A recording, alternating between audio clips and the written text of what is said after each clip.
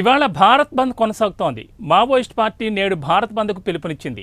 కేంద్ర కమిటీ కార్యదర్శి కేశవరావు ఎన్కౌంటర్కు నిరసనగా బంద్ చేపట్టనున్నట్లు తెలిపింది. దీంతో ఆంధ్ర, ఒడిశా బోర్డర్, ఛత్తీస్గఢ్, తెలంగాణ బోర్డర్ భద్రతా బలగాలు అలర్ట్ అయ్యాయి. మావోయిస్టులు ప్రతీకార దాడులకు పాల్పడే ఛాన్స్ ఉండడంతో కూంబింగ్ చేపట్టాయి.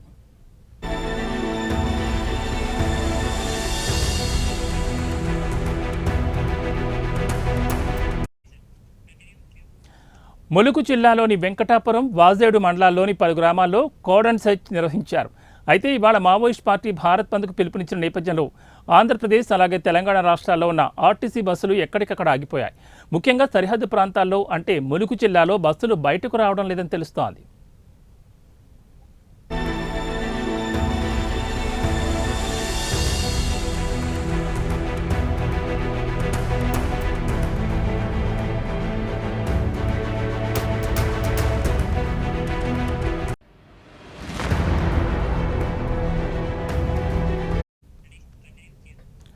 ఇవాళ భారత్ బంద్ కొనసాగుతోంది. మావోయిస్ట్ పార్టీ నేడు భారత్ బంద్కు పిలుపునిచ్చింది. కేంద్ర కమిటీ కార్యదర్శి కేశవరావు ఎన్కౌంటర్కు నిరసనగా బంద్ చేపట్టనున్నట్టు తెలిపింది.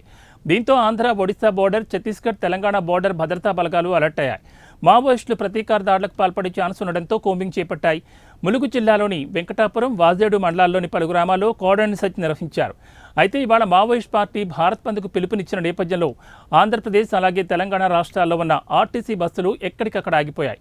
ముఖ్యంగా సరిహద్దు ప్రాంతాల్లో అంటే ములుగు జిల్లాలో బస్సులు బయటకు రావడం లేదని తెలుస్తోంది.